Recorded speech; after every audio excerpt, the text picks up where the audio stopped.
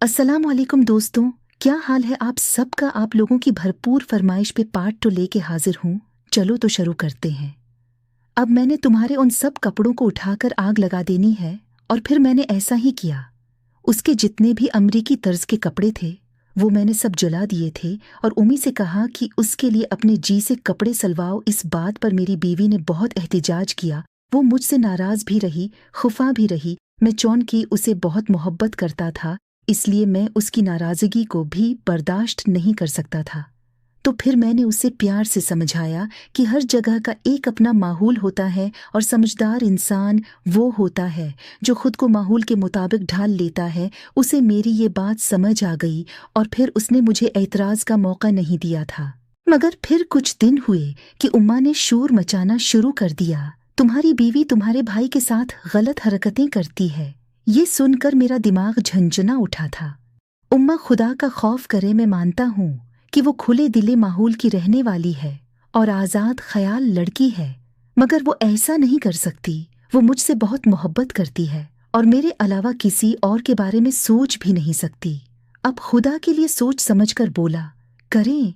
उम्मा ने मुझे बीवी की सायड लेते हुए देखा तो वो अपना सीना पीट कर रह गई।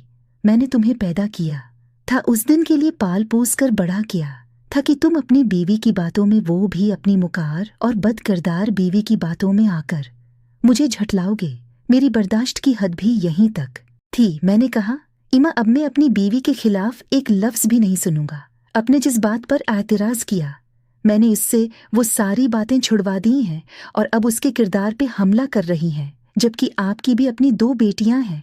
इमा कहने लगी, बहुत खूब सही जा रहे हो। तुम अपनी बीवी को न देखना, उसको न समझाना, बस माँ पर ही चढ़ाई करो।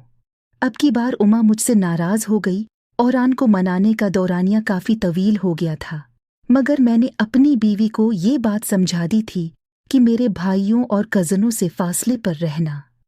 वो रोते हुए कहने लगी कि मैं आपके किसी भी कजन से या भाई से बात नहीं करती, मैं सबसे फासले पर ही रहती हूँ।